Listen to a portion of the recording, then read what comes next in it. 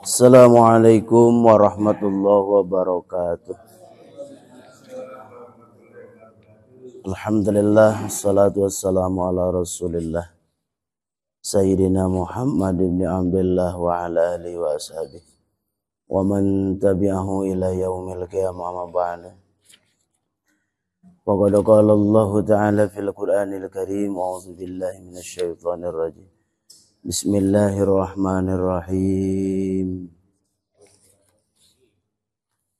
Yarfa'illahu alladhina amanu minkum walladhina utul ilma darajat. Allahumma ja'al jam'ana hadza jam'an marhuma, amin. Wa tafarruqana min ba'di hadza tafarruqan ma'sum. Allahumma rabbi shrah lana sudurana wa yassir lana umurana wahlul 'uqdatam min lisanina yafqahu qawlana birahmatika ya rahman.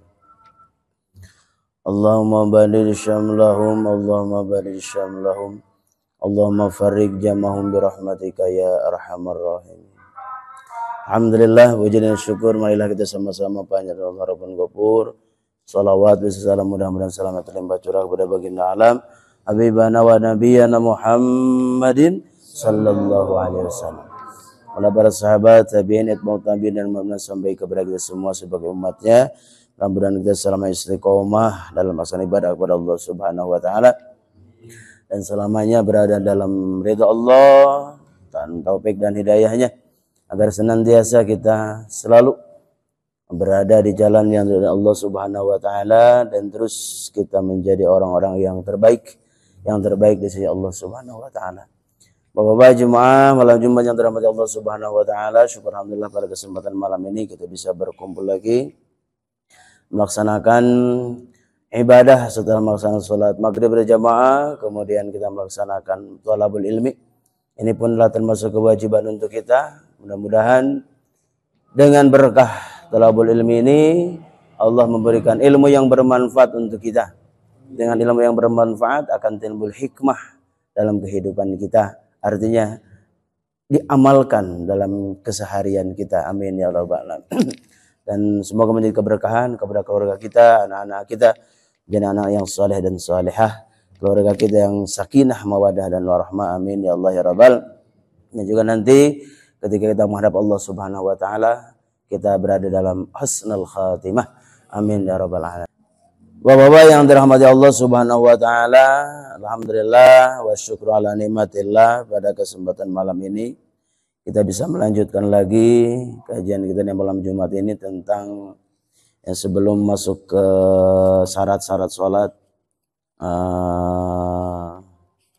ada sesuatu hal karena ibaratnya lebih pendek pembahasannya jadi didahulukan.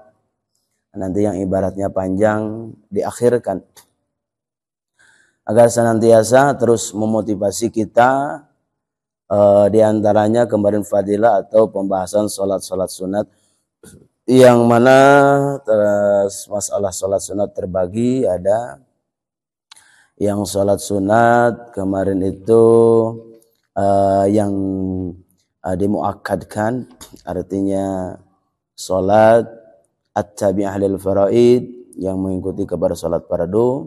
Ada yang bahasa dengan salat-salat yang disunatkan. Ada yang bahasa salat sunat yang salat malam yang di was-sunanut tabi'ah. Ada juga yang bahasanya wassalasun nawafil muakkadat. Kemarin telah kita bahas tentang masalah sholat sunat rawatib yang biasa kita kerjakan. Ada 10 biasanya, di antaranya 2 rakaat sebelum subuh, 2 rakaat sebelum duhur, 2 rakaat sesudah duhur, 2 rakaat setelah maghrib, dan 2 rakaat setelah isya, itu yang muakkadnya, yang sangat dikuatkannya.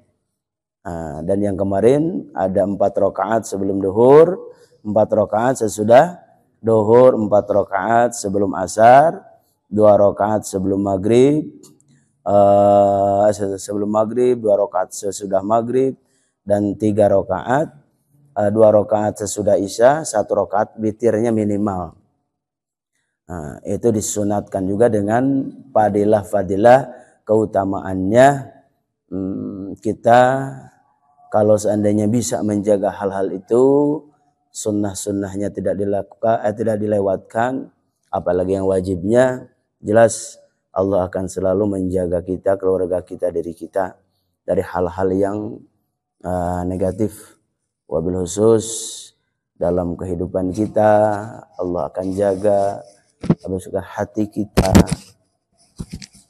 Karena sudah jelas hasil atau buah daripada ibadah itu, sholat itu, tanha anil fahsya'i wal munkar. Itu dari sholat itu ya, yang wajib mencegah dari perbuatan keji dan munkar.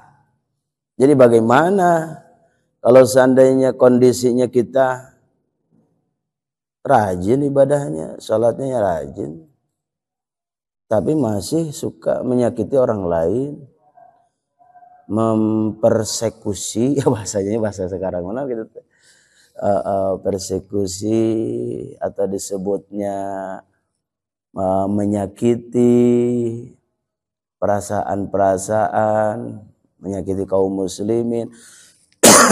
Tapi hebat nampaknya, dan tidak mencerminkan dalam dirinya akhlakul karimah gitu, akhlak yang mulia sebagaimana yang dicontohkan oleh baginda Rasulullah sallallahu alaihi wasallam. Beliau itu asyiddau 'alal kufar, sangat, kalau kafir sangat keras. Bukan kerasnya keberasa sama muslim, ke kafir ini makanya. Tapi ruhamau bainahum. Tapi ketika kafir-kafir itu berada di bawah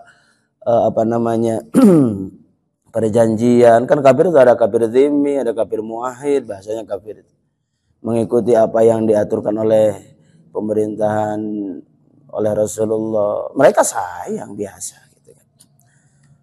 Yang galak itu kepada yang mau menghancurkan gitu. Ruhamau bainahum, itu diantaranya. Bagaimana kalau seandainya masih kita sifat seperti itu, otomatis berarti dalam diri kita hanya masih zahiriyah saja yang kita lakukan, belum bisa menjaga batiniyahnya. Inilah yang sifat yang susah. Kita masih bisa menjaga kalau dari perangkat kasar kita, hardware-nya gitu, kalau dari komputer, tapi software-nya tidak dijaga. Itu juga akan bahaya. Software itu perangkat-perangkat lunak. Apa software kita? Hati kita.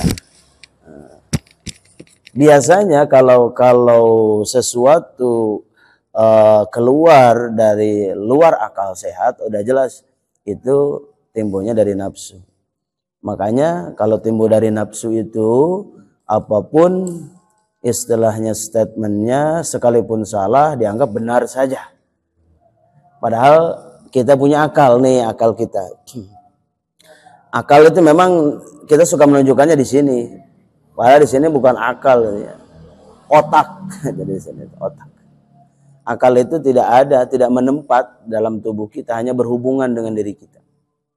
Makanya ayah jalma, ayah otakan tapi akalan. Kan gitu. Berarti kemana tak akal? Ada otak nama ayah, tapi akalna tak ayah. Itu. Jadi akal itu hubungan dengan badan gitu ada disebut ta'aluk. Hubungan ta'aluk taksir, akan membekas.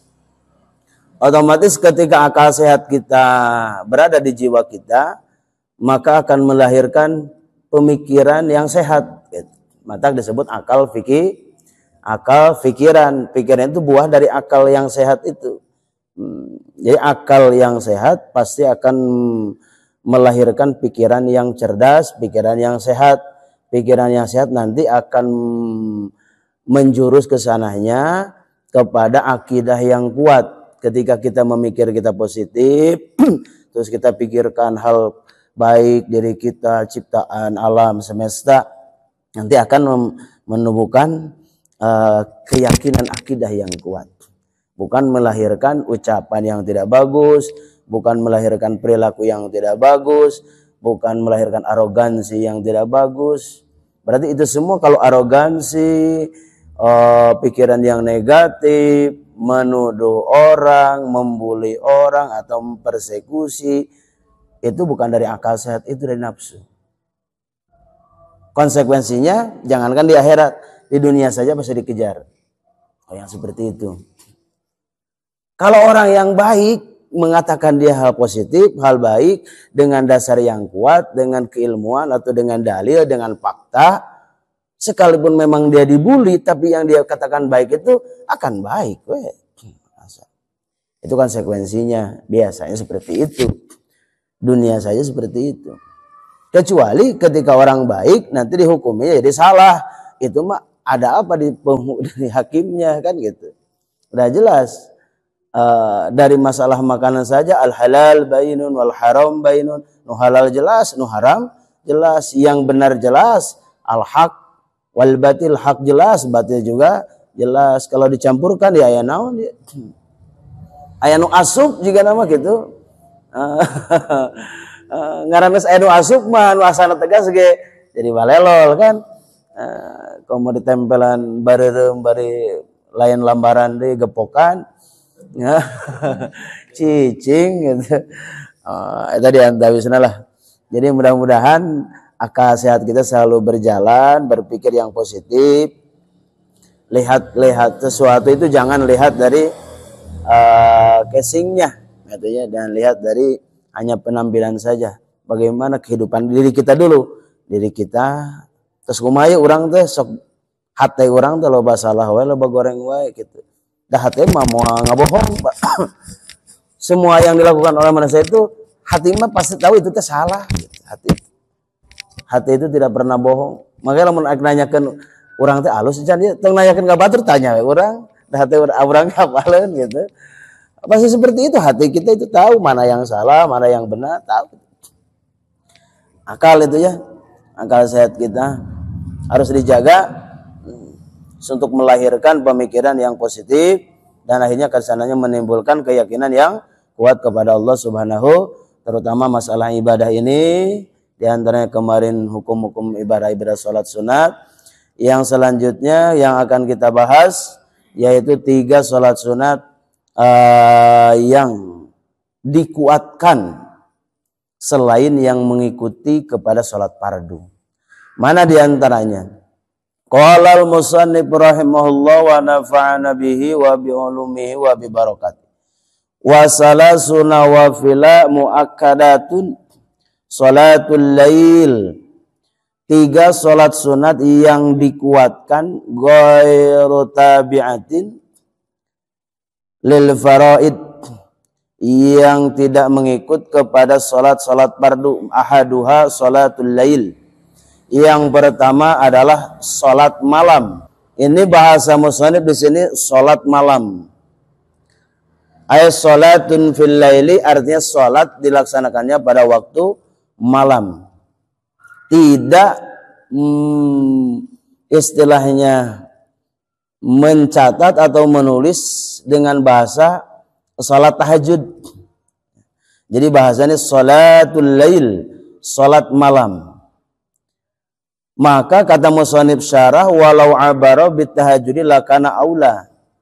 Kalau seandainya diibaratkannya dengan bahasa salat tahajud, maka itu adalah lebih utama. Jadi yang pertama, salat yang sangat dikuatkan itu muakkadat itu yang tidak mengikut kepada salat fardu adalah salatnya salat malam. Apa salat malam itu? Salatun ba'da fi'lil isya walau majmu'atan mal maghrib jama' taqdim wa ba'da naumin walau kana naum qabla waqtil isya. Yang maksud di sini salat malam di sini adalah suka kita ibaratkan adalah salatnya salat tahajud yang paling banyak ceritakan. Sebenarnya naon atuh perbedaannya antara salat malam dan salat tahajud? Makanya dalam Allah dalam firman Allah dalam Al-Quran, Allah berfirman, wa minal laili, dari setengah malam itu, fatahajjad bihi nafilatal lak, asa, wa minal laili fatahajjad bihi nafilatal, asa ayyab'atsaka rabbuka maqamam mahmuda, untuk mencapai tempat yang mahmuda, yang terpuji, tempat yang tinggi di hadapan Allah, maka wa minal laili fatahajjad bih, dari malam itu silahkan laksanakanlah sholat tahajud. Sholat tahajud itu sebagian dari sholat malam. Tidak semua sholat malam adalah tahajud. Jadi sholat malam mah umum, termasuknya diantaranya di dalamnya ada tahajud. Masalah sholat tahajud ini, kapan dilaksanakannya, waktunya, hasil daripada sholat ini, maka diantaranya ketika kita mau melaksanakan sholat tahajud adalah setelah tidur. Setelah tidur, kapan tidurnya? Yang penting masuk waktu malam, kita tidur dulu.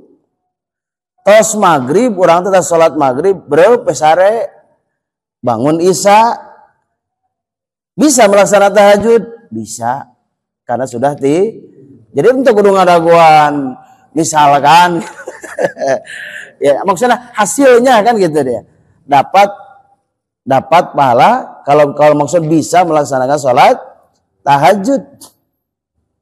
Jadi bahasa, nah setelah tidur. Walau kanan naum qabla waktu isya, tuh.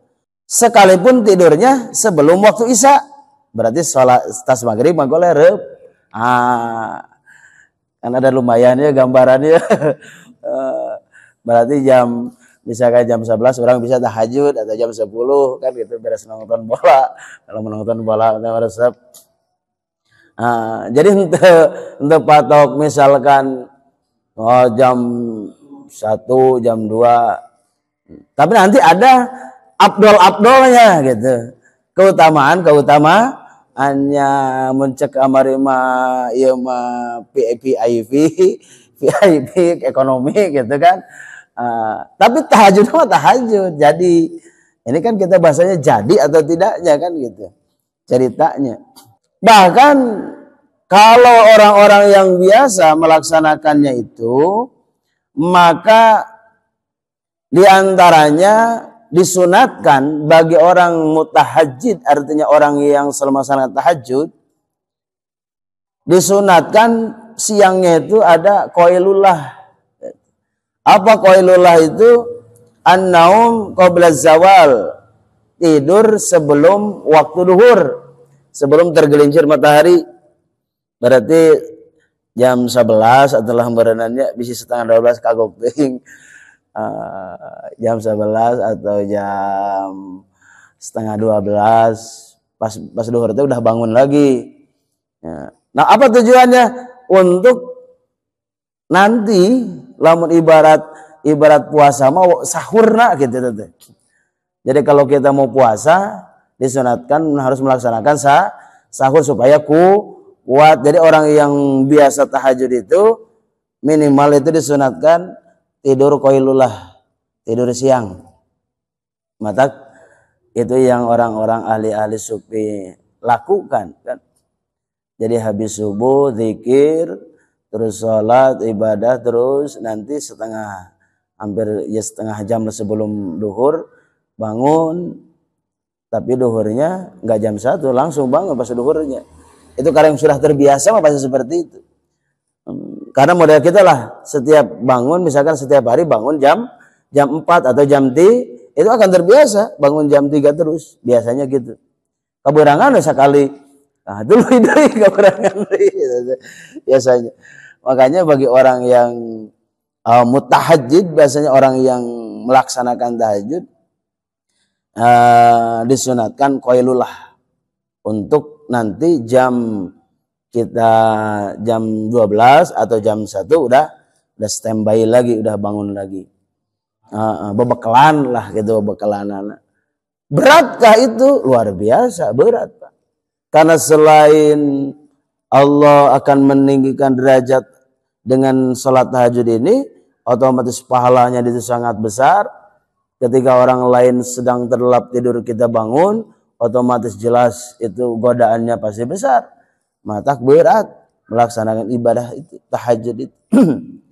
Untung saja ada sholat 5 waktu. Kalau seandainya tidak ada sholat 5 waktu itu jadi wajib. Jadi itu ya. Karena salah mah sebelum datang kewajiban sholat 5 waktu, Rasul sholatnya malam. Ya ayyuhal muzzammil qumil laila illa qalila nisbahu aw inqus minhu qalila aw zid alaihi warattilil qur'ana tartila. Itu setengah bangun tengah malam, sepertiga malam melaksanakan ibadah. Itu luar biasa. Itu diantaranya gambaran salat tahajud. Kemarin kita dalam sebuah obrolan sabaraha rakaat tahajud itu. Salat tahajud itu tidak ada batas rakaatnya. Tidak ditentukan.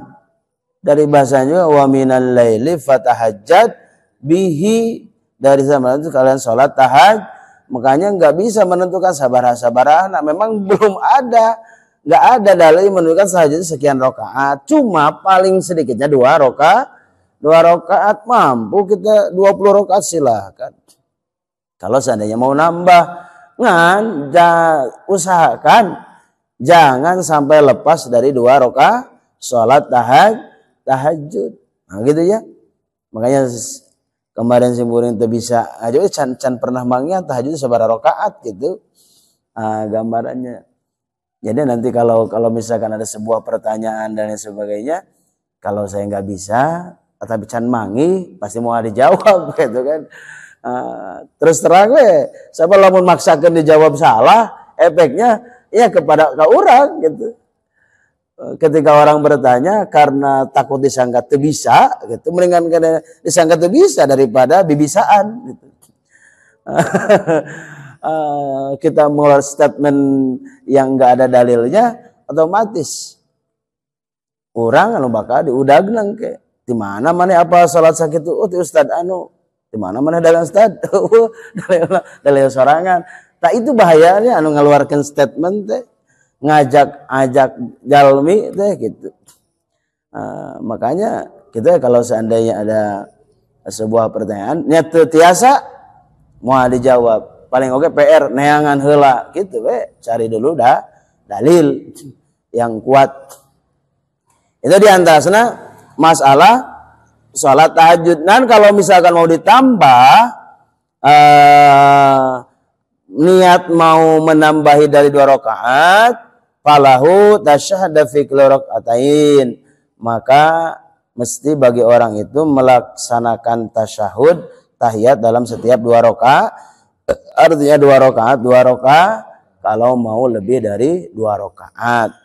Itu diantaranya tentang masalah sholat malam atau sholat tahajud. Jadi bahasa sholat malam umum, mau sholat hajat, mau sholat tasbih, mau sholat taubat dan lain sebagainya, sholat-sholat yang lainnya itu dilaksanakan pada waktu malam disebut sholat malam. Di antaranya ada sholat tahajud. Jadi bobokna tenanaon tos maghrib oge atau tos isya tos sunat isya goler jam 8 bangun, bisa ya tahajud. Tapi kalau orang-orang tasawuf mah dilaksanakan tidur oge. Kenapa? Memaknai tidurnya bukan dohiriyah saja. Ketika orang-orang ahli zikir dia lupa tidak zikir, berarti hatinya tidur, mati. Poho goflah disebutnya. Makanya manehna bangun itu dari segi pemahaman masalah tidurnya. Ayat tidur syariat orang reup gitu, ayat tidurnya tidur hakikat. Poho tahatena goflah gitu. Itu memaknainya. Itu mah beda keilmuan ya kan. Kita sekarang membahasnya fikih. Jadi dari mulai nama kapanpun waktu malam ketika orang terus menang sare heula, orang bisa melaksanakan tahajud. Ieu kumaha tun utamana? Wa naflul mutlaq fil laili afdalu minan naflil mutlaq fin nahar. Salat malam yang dilakukan malam itu lebih utama daripada salat yang dilakukan pada waktu siang. Ini masalah ibadahnya. Ibadah salat-salat sunat yang waktu malam dibanding dengan ibadah salat-salat yang waktu siang itu lebih utama waktu malam. Kenapa ada statement seperti itu? Karena kalau waktu malam itu ya ininya lah sedikitnya agak terbebas dari pandangan-pandangan orang. Terpenting jemblang jeming orang ibadah, artinya bisa menyembunyikan dari penglihatan orang lain daripada di waktu siang. Mungkin saja siang mah orang istilah Jawa bararentak lah sadayana. Apa yang ditakutkannya? Takutnya ada rasa bangga dalam diri kita. Itu yang ditakutkannya. Nah, anu masalahnya zaman ayeuna mah beda deui. Beda deui. Jadi bukan tidak salah kita men-share jam sekian ayat tahajud. Itu mungkin tergantung niatnya sebenarnya. Tergantung niat seseorang. Kalau niatnya orang itu mau supaya orang lain bangun itu bagus. Cuma berat nah gede nah miringnya ke kiri miringnya ya gitu. Gede nah teh gitu rada berat nama. Masalah keikhlasan itu mah kita tidak pernah mengetahui dalam hati orang. Godaan anak ibadah zaman ayeuna mah aya HP. Masalah setiap orang ibadah ya hawa ibadah diposting gitu kan. Nah, minimal untuk posting minimal di share gitu. Nah, kalau seandainya kita sudah kuat untuk membenahi hati kita, men-share tidak ada masalah. Daya tambah ikhlas dalam diri kita. Tapi kalau seandainya meng-share itu mengajak orang itu di situ supaya wah saya tahu hebat jam sekian bangun ahli tahajud. Tah eta di organ nama itu. Kenapa? Setan lebih gede godaan. Justru kenapa malam itu lebih utama? Karena justru orang lain supaya tidak mengetahui dia sedang ibadah. Orang lain sedang asik tidur nyenyak, dia bangun sendiri, dia bersimpuh di hadapan Allah, dia nangis-nangis mengingat dosa-dosanya. Kan teka tinggal iku batur, otomatis bahasa teka tinggal itu akan menjauhkan diri kita dari dia. Ari ayeuna mah aya ningali secara kieu mah henteu, ngan ningali di dalam media sosial kayak kan bahaya gitu. Ya, yang ditakutkannya. Jadi bahasanya bukan tidak boleh mengajak men-share itu, tapi hati-hati. Setan itu lebih besar menggodanya. Takutnya kita melaksanakan ibadah dengan men-share kita capek ibadah kita, ternyata tidak ada pahala dari Allah Subhanahu etan diparukeun nama. Kita pas di hadapan Allah teh urang nagih, ya Allah, saya kan ahli tahajud setiap malam. Tapi mana sekarang pahalanya enggak ada. Kumaha lamun Allah teh beran dibalikan.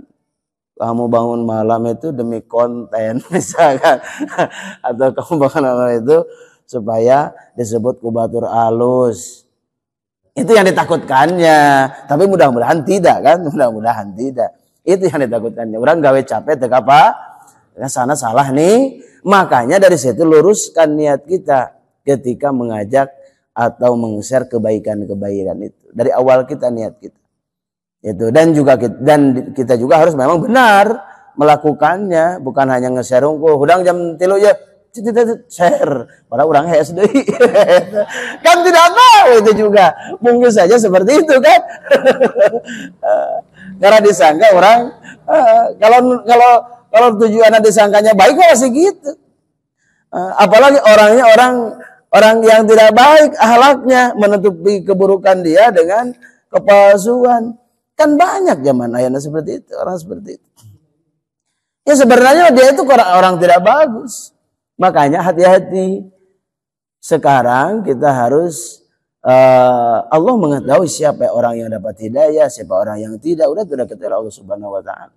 Cuma kita jangan mengikuti satu, fala tuti'il mukadzibin. Tidak boleh mengikuti orang-orang yang mukadzib, pembohong-pembohong yang mengatasnamakan agama, membohongkan ayat-ayat Allah, ya, mempelintirkan apa yang telah dalilnya nyata, qat'i dengan pemikirannya. Itu yang harus kita jauhi itu. Contoh lagi ya, tidak ada, belum pernah menemukan dalil istilahna jelema anu penzina, pemabuk, tara ibadah, itu mulia di hadapan Allah. Kan itu ayah. Tetapi orang itu jelek kan Pak image-nya nanti arek sahawai oge jelema nah gitu. Dan mulia di pandangan Allah adalah orang yang bertakwa, yang takut kepada Allah. Tapi kan banyak dipelintirkan. Nah, maka dibawa ke dia gitu. Udah jelas bentrok jeung ayat Al-Qur'an, tapi dipaksakan. Ya, akhirnya itulah yang dari pemikiran yang tidak bagus itu. Ya jelas di Nabi-na pun enggak ada statement yang seperti itu. Kan dari surah Al-Qalam itu ada dulu. Dulu namanya serangkai oknum edan orang munafik namanya Walid bin Mughirah. Walid bin Mughirah itu bukan orang Bani Hashim. Bukan dari duriyah Rasulullah sallallahu alaihi wasallam, tapi oleh orang tuanya dicangkokkan nasabna karena bahwa si Walid keturunan Bani Hashim. Tapi ketika dia udah besar, karakternya beda. Dan karakter Bani Hashim enggak seperti ini. Makanya oleh Ibnu Abbas ditentang, dia itu bukan itu. Bani Hashim itu adalah keluarga Nabi, enggak seperti itu karakternya. Si Walid termasuk orang yang munafik. Itu dari zaman dah itu ayah gitu. Gitu. Kata orang munafik kan seperti itu. Makanya satu, fala tuti'il mukadzibin, jangan begitu orang pembohong, pendusta, dibentrokan. Cuma karena orang-orang sudah disebutnya terus terpengaruh ku cinta anu buta, hese geus cinta buta patong hareganing cinta urang ke awewe gitu kan. Poek we di bejaan gitu ge salah oge dihantam gitu poek mah gitu. Tangke geus sadar we kakara astagfirullah urang teh ngamusuhan kolot, ngamusuhan lanceuk katanya. Orang-orang udah gitu. Memang urangna geus ditutup tah dibere gendam. Gendamna geus abuka mah. Ada model jalma ayeuna anu sok ngejar-ngejar bisnis ieu naon barang gaib bangsa samurai, bangsa token gitu. Uang eta teh ditutup, Pak, di papatahan gitu oge da. Di depanna geus 100 triliun teh sudah di dieu tah. Geus katutup. Tangke geus beak sagala rupa kakara we sadar. Bahkan aya teh mau teh sadar-sadar gitu. Itulah kalau kecintanya tuh gitu mah. Mata akal sehat orang kudu di jalan. Wala tudil mukadzib. Wadu law tudinu wa tudinun. Cirina orang mukadzib mah lamun urang lembut ka manehna ieu bageur, manehna bageur. Tiba-tiba aya masalah, urang keras euy ka manehna. Wah, manehna ngaledekna luar biasa, nangtangna luar biasa. Tapi urang iya mah manehna ge gitu. Cirina mukadzib seperti itu. Dan terakhir, wala tuti kullahalafim mahin, jangan mengikuti orang yang sok sumpah, banyak sumpah. Jangan sumpah. Mubahalah. Orang sumpah itu harus diminta, Pak. Misalkan ada kejadian ya, menang Bapak, siap saya disumpah ulah gitu. Kalau kita dijadikan saksi, kamu siapa disumpah? Baru saya siap. Tidak boleh maju sumpah cana naon udah kalau banget gitu teh. Lama orang banyak sumpah seperti itu, sebenarnya dia itu ya penjahatnya itu kebanyakannya. Dia itu orang yang tidak baiknya. Jadi lalap sumpah teh padahal dia yang tidak bagus teh gitu. Pembohong teh. Eta loba tujuan apa dia sumpah? Untuk menutup supaya disebut benar, maka wala tuti' kullahallafim mahin. Itu. Panjang gini Pak ayat eta. Kalau di kajian tafsir lah tidak dibedah atau syarat etanya. Eta. Ayo kembali karena salat malam jadi teh aya naon teh? Aya batas rakaat. Nah, dan utamana salat tengah malam dengan warna wasul lail afdalu sum akhiru, tengah malam lebih utama dari akhirna. Abdulu wa naflu wastul lail abdulu sum akhiruhu abdulu. Jadi mun bisa mah tengah malam, mun urang teu bisa di akhir eta ge sami. Lamun urang bisa ngabagi waktuna sepertiga jang ibadah, sepertiga jang tidur. Itu biasa tengah malamna utamana. Jadi itulah gambarannya. Baru nanti yang kedua wassalatud duha wallahu a'lam bis-shawab. Allahumma shalli ala sayyidina wa habibina syafiina maulana Muhammad sallallahu alaihi wasallam ajmain. Amin. Bismillahirrahmanirrahim. Rabbi anfa'na bima 'allamtana, Rabbi 'allimna alladhi yanfa'una, Rabbi faqihna wa faqih ahlana wa qarabati lana fi dinina tawassana bi ta'allumin tawassam. Anta rizqana al-wasi', anta rizqana alhamdulillahirabbil alamin. Assalamualaikum warahmatullahi wabarakatuh.